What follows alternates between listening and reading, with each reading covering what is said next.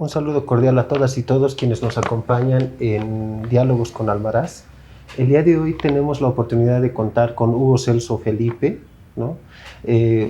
Un doctor que estudió Ciencias Políticas y Filosofía en la Universidad Libre de Berlín y que es miembro y parte de la Academia de Ciencias de Bolivia y de la Academia Española desde 1986 y es parte también de la Academia Boliviana de la Lengua. No sé, doctor, si quiere añadir algo más a su biografía. Suficiente. Bueno, le queremos agradecer por la oportunidad y el tiempo que nos brinda para poder hablar sobre aspectos de, en este caso, de la persona, el autor, que forma parte, evidentemente, de su obra y de su pensamiento. Doctor, ¿usted qué aspectos rescataría de Sergio Almaraz en el ámbito personal, como persona?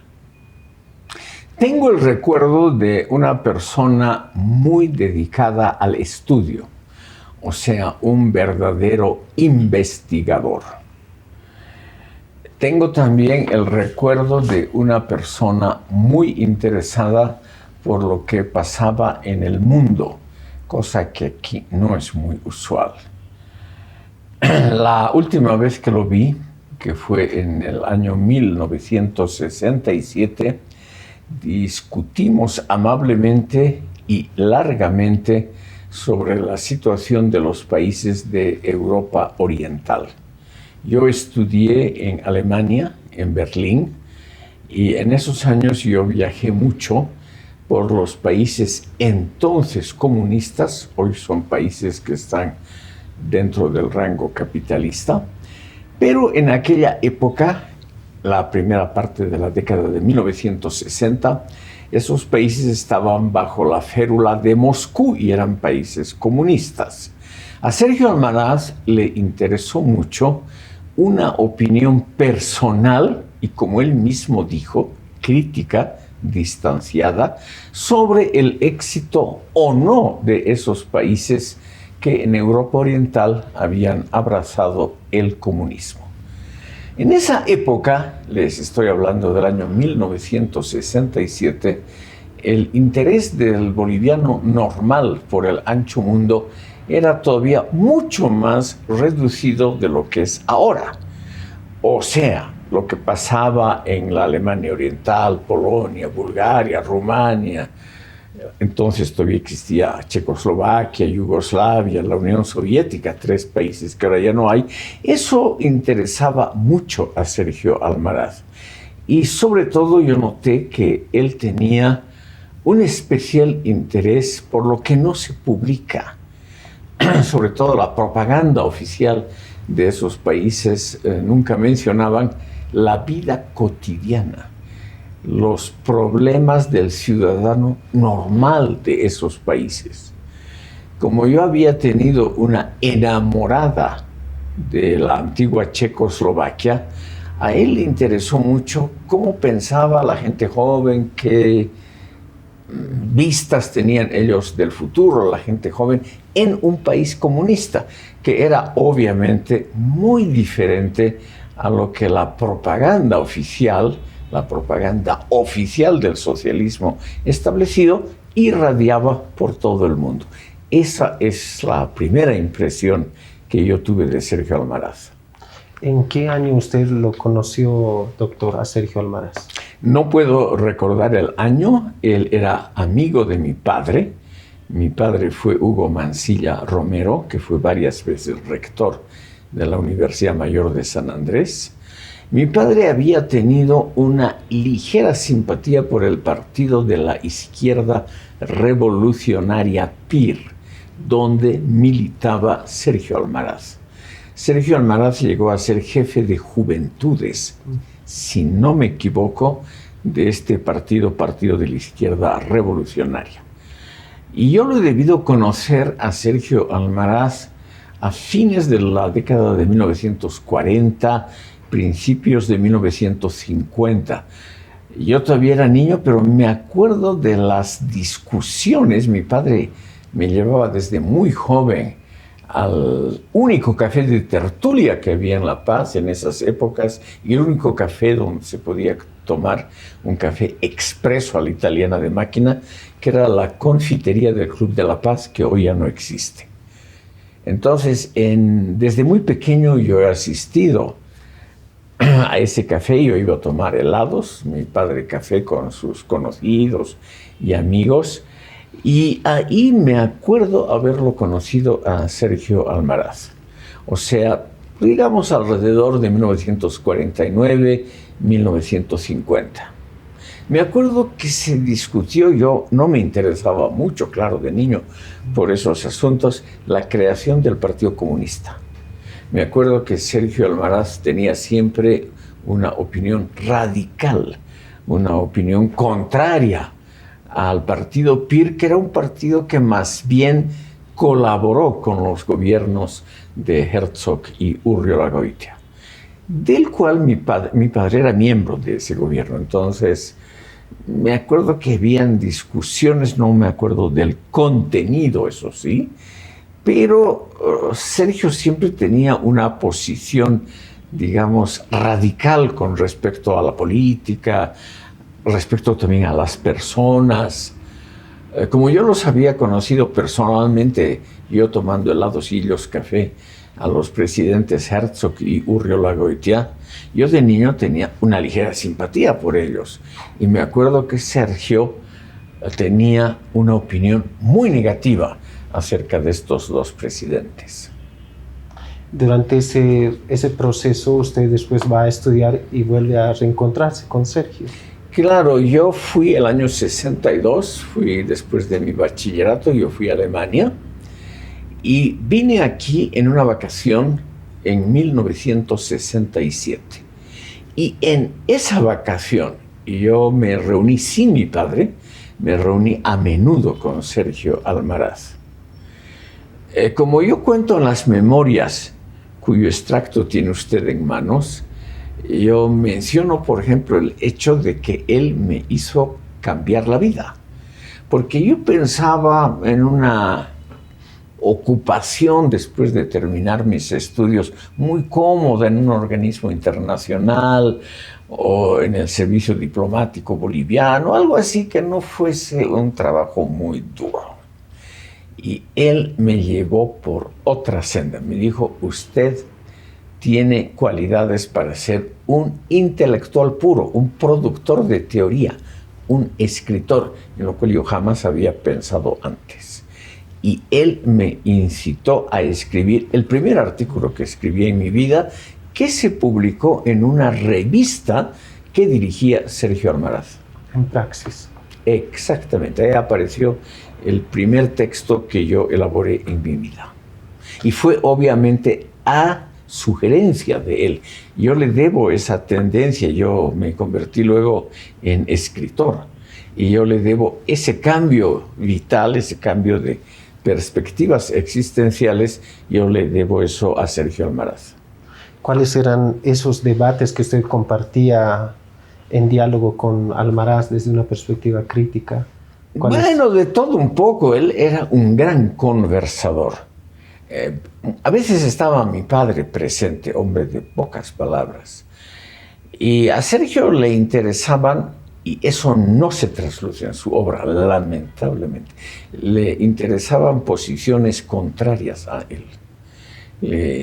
Por lo menos mostraba interés, por ejemplo, por alguien que tenía una opinión muy crítica sobre el socialismo realmente existente, como los comunistas denominaban ellos mismos a su sistema. Entonces, como yo había viajado por toda Europa Oriental, eso le interesaba muchísimo. Yo noté que él tenía un verdadero placer al escuchar historias así ocasionales, ninguna sistemática, sobre la vida cotidiana del ciudadano normal y corriente para el cual fue construida la revolución y el régimen socialista. Y obviamente esa gente, lo puedo decir claramente, estaba descontenta. Por eso es que en 1989 con la caída del muro de Berlín, que fue una cosa espontánea de la población, todos esos sistemas en Europa Oriental, todos, sin excepción, cayeron y se establecieron regímenes capitalistas. Eso lamentablemente no llegó a ver Sergio Almaraz. En una parte de sus memorias nos habla que usted no compartía ni sus ideas ni sus ideales. No. ¿A qué se refería en este aspecto? Bueno, él era marxista, o mejor dicho, él, igual que René Zabaleta Mercado, él personificaba la unión de las dos grandes tendencias típicas de la intelectualidad boliviana, el nacionalismo y el socialismo. Y ambas, a mí personalmente, siempre, desde muy niño, me parecieron detestables. Entonces yo no podía compartir sus ideas. Pero él era un hombre abierto, muy culto, un gran experto en literatura del siglo XIX, por ejemplo. Era un placer hablar con él de literatura. Era un experto en la escuela realista francesa, en el realismo ruso del siglo XIX. Es decir, era sin duda alguna un hombre muy culto y muy interesado por otras cosas que no sean exclusivamente la política del momento. También resalta que Sergio Almaraz era muy distinto a los intelectuales de izquierda. Es decir, no seguía un aspecto dogmático, si así se va a entender. Eso no creo. No, en eso él compartía los mismos ideales de la mayoría de los intelectuales bolivianos. Lamentablemente él tenía una opinión muy positiva, y yo diría dogmática, sobre el socialismo realmente existente en el mundo. Él jamás de los jamases dijo una sola sílaba crítica sobre la Revolución Cubana o la Revolución Soviética o sobre la China, jamás de los jamases. Y eso obviamente yo no podía compartir esas ideas, porque cualquier persona que haya estado en esos países se notaba claramente que eso no era el ideal que ese sistema socialista trataba de vender al mundo. Es por eso también que en pocas semanas, en 1989, todos los países socialistas de Europa Oriental, sin violencia, salvo pequeños episodios, cayeron completamente en manos de la democracia capitalista liberal. Eso no ha sido una casualidad. Yo creo que ese aspecto él no quería perder sus ideales, no quería contaminar su fe, sus esperanzas en un mundo mejor, en un mundo socialista, no quería contaminar con ideas, con relatos que hubiesen de alguna manera, hubiesen perjudicado esos ideales que él tenía. Si colocamos a Sergio Almaraz en un periodo de su militancia política, el PIR, el Partido Comunista, pero después del Partido Comunista una ruptura, sí, donde él se desprende evidentemente de esta, bueno, él también señala esta posición un poco dogmática, que no quería en sí encasillar, y es algo que según sus palabras a él no le gustaba.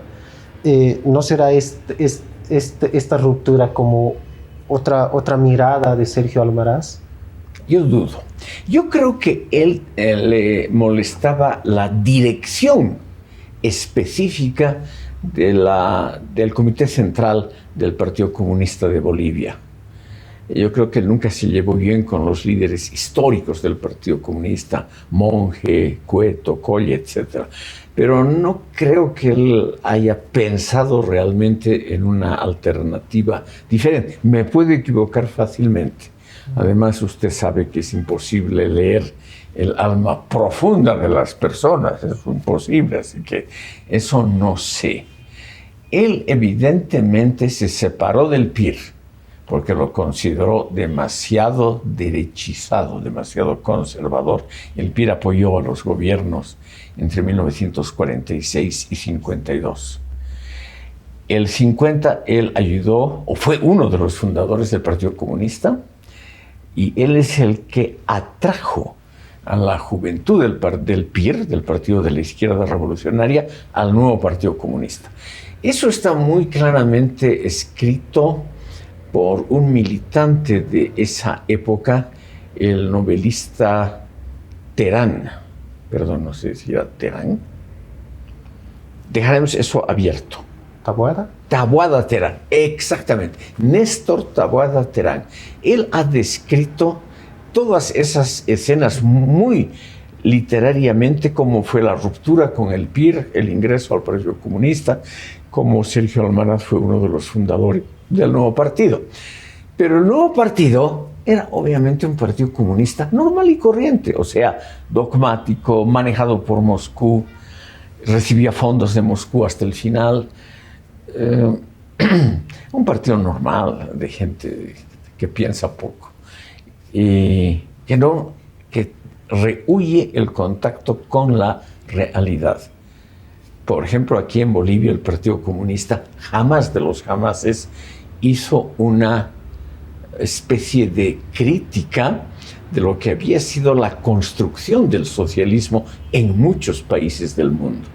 Yo creo que hasta hoy, a ningún socialista boliviano, lo mismo es el caso de René Zabaleta Mercado o de Marcelo Quiroga Santa Cruz, a ningún comunista se le ocurrió jamás de los jamases decir una palabra crítica sobre Cuba, que desde el primer momento se notó que era un régimen tiránico, enemigo del pluralismo, etcétera, etcétera. Es decir, era gente que tenía ideales que a mí me han parecido, lo digo claramente, equivocados. Pueden ser muy nobles, puede ser que tenían muy buenas intenciones, pero yo creo que se acercaron a una tendencia equivocada. Doctor, en referencia a la obra de Sergio Almaraz, Sí. en términos suyos y en su memoria dice, él nos proporcionó, digamos, un edificio teórico de notable solidez. ¿Qué aspectos o a qué elementos se refiere de la obra de Sergio Almaraz? Él era un estudioso de la realidad boliviana. Sus libros sobre el petróleo, que creo que fue el primero, y luego sobre la situación minera, son libros, en primer lugar, muy bien escritos, con un gran talento literario, y luego con muchísimos datos interesantes. Hay hasta datos sobre la vida de Antenor Patiño, el hijo de Simón Patiño. Son libros escritos, yo creo, con una buena investigación previa a lo que él trata. Y luego es una construcción teóricamente sólida, porque él tiene como meta un fin noble, o sea, el mejorar la situación de Bolivia, el avanzar en la construcción de un régimen que sea favorable a los intereses de los pobres, de los necesitados, de los sufridos de la población boliviana. Pero esas ilusiones las ha tenido muchísima gente. En todo el mundo, no solamente en Bolivia, millones de personas se han plegado ilusoriamente a esas causas. Y lo rescatable en Sergio Almaraz, que es similar a la situación de René Zabaleta Mercado, es que ambos personalmente tenían un interés muy grande por saber cómo era la realidad cotidiana, no la propaganda, sino la vida día a día de la gente en esos países.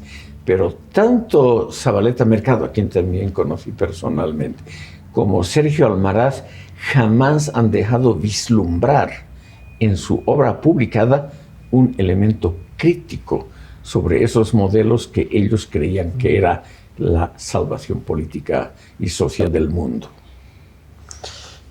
Nos señala dos aspectos también en sus memorias, que Sergio Almaraz ha caído en el manto del olvido y marca una idea de que no ha tenido un reconocimiento que debía. Bueno, eso pasa a todos, a todo espíritu que no sea estrictamente el de la línea que está de moda, ¿no?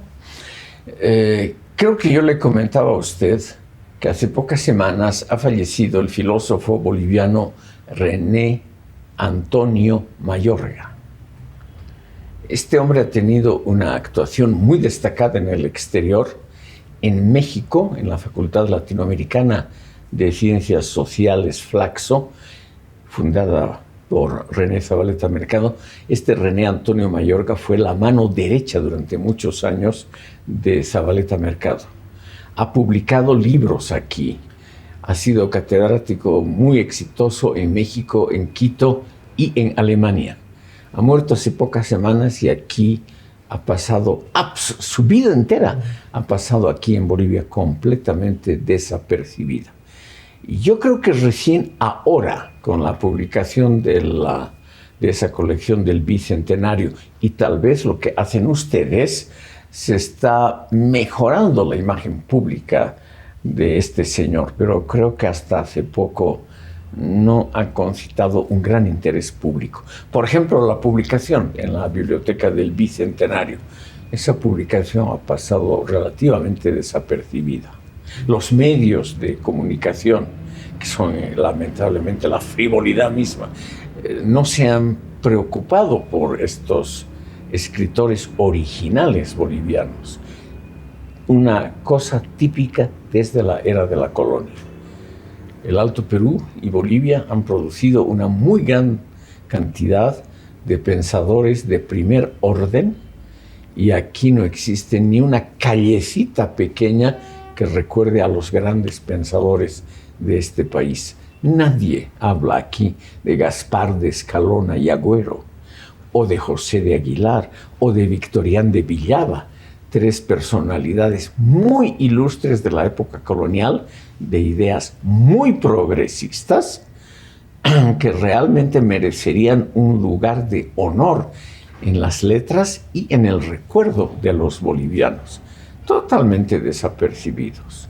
Y aquí, en el siglo XIX, ¿quién sabe quién ha sido Manuel José Cortés o Mamerto Oyola?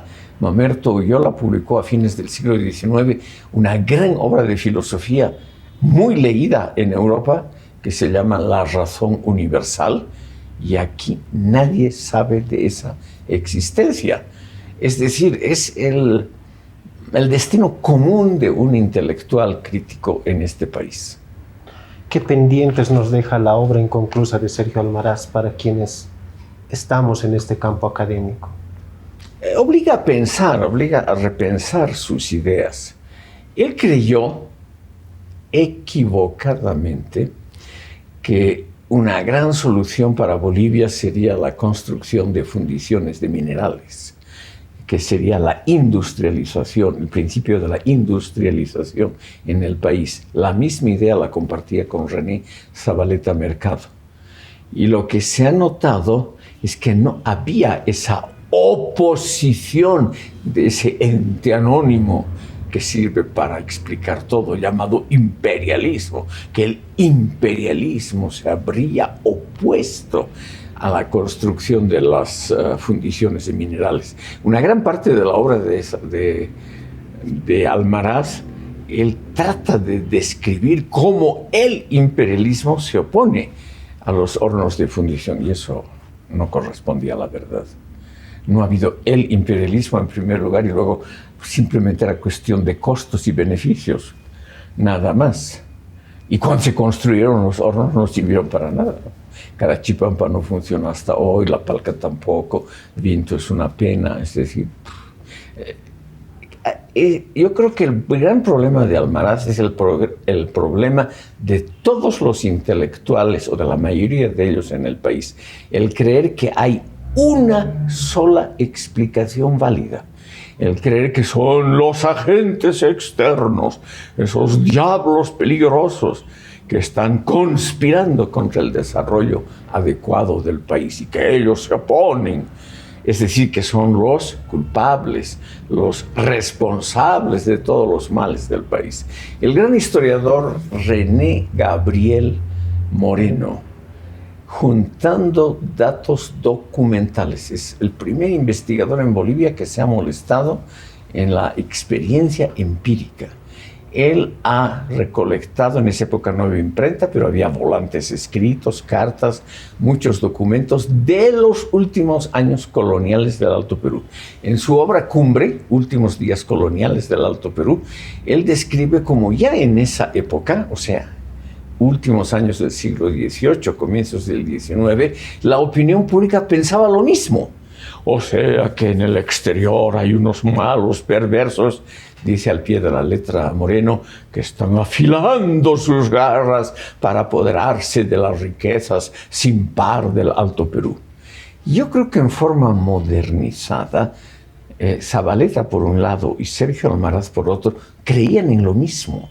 Es decir, que hay una cosa perversa llamada imperialismo, que es una idea conspirativa, una clásica idea paranoica de la conspiración. Y esas ideas son muy infantiles, muy populares, muy extendidas, porque son muy simples, son fácilmente creíbles.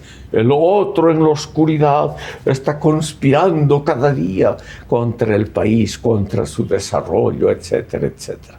Yo creo que ese es el punto débil de su obra. Doctor, pero en este caso no hay una relación entre autor y su contexto y su época.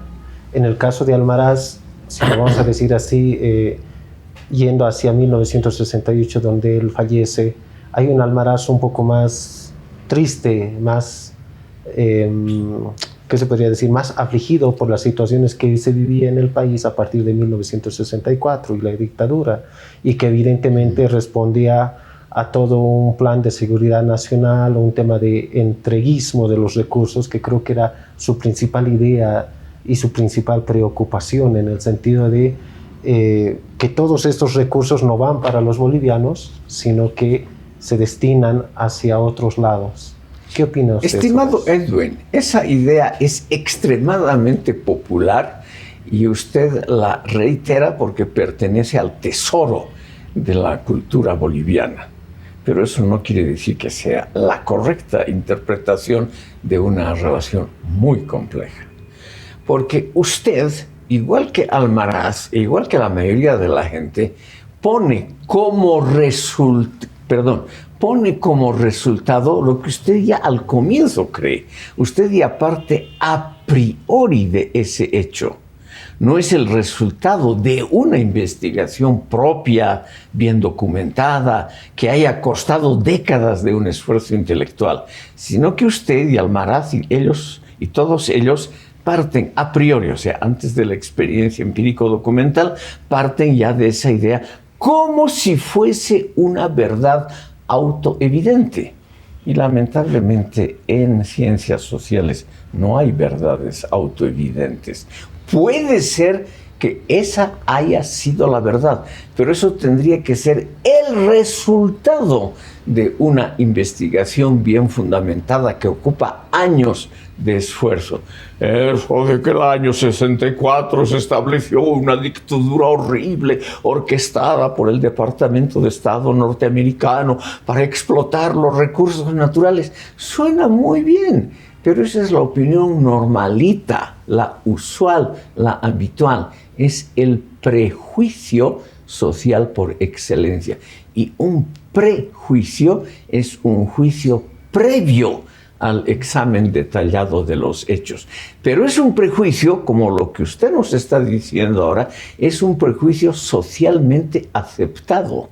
Es decir, la opinión pública cree como verdad autoevidente en ese juicio colectivo que alimenta lo que uno cree que es la historia y no se detiene a pensar que la historia es algo altamente complejo, que seguramente hay mil y una causas que pueden explicar solo parcialmente una construcción histórica muy compleja como es la historia de cada país. El gobierno del general Barrientos ha sido un gobierno relativamente suave. Por ejemplo, no hubo los campos de concentración de Curahuara de Carangas y Corocoro bajo el MNR que Almaraz jamás criticó ni mencionó. durante el gobierno sobre todo en la primera presidencia de Víctor Paz, aquí se establecieron campos de concentración con toda una legislación y decretos administrativos que regulaban cómo funcionaba, con qué fondos se pagaban, etcétera, donde a los prisioneros políticos, que eran los que un poquito diferían de la línea gubernamental, se los tenía presos bajo condiciones infrahumanas. De eso Almaraz, Zavaleta jamás mencionaron una sílaba. Eso se llama, mi estimado Edwin, una visión unilateral de un problema. Eso se llama una visión unilateral porque la gente no quiere escuchar lo que puede ensombrecer un poquito las ilusiones que uno tiene. En cambio, Barrientos, dictatorial, aunque no hubo presos políticos bajo Barrientos, pero un régimen dictatorial, esclavo de la embajada americana, como usted ha dicho, los recursos naturales. ¿Qué recursos? Aquí había poquísimo que explotar. El estaño boliviano no podía competir jamás con los precios muy bajos y con el sistema aluvial baratísimo de explotación del estaño en Malaya o en Nigeria o en Birmania. Es decir, los bolivianos se hacen ilusiones, por un lado, sobre las riquezas naturales sin par de este territorio. Yo les aconsejo a ustedes que lean un solo librito que se llama Los mitos profundos de Bolivia, de Guillermo Francovich. Ahí van a ver que hay mitos, es decir, ideas generales altamente condensadas en la memoria popular y altamente aceptadas, no porque sean verdad, sino porque corresponde a las ilusiones de la población. Y la ilusión máxima es esa, la de la riqueza, de los recursos naturales y las maldades de los agentes externos. Y lamentablemente, Sergio Almaraz, con toda su inteligencia, no hizo nada por aclarar ese mito colectivo.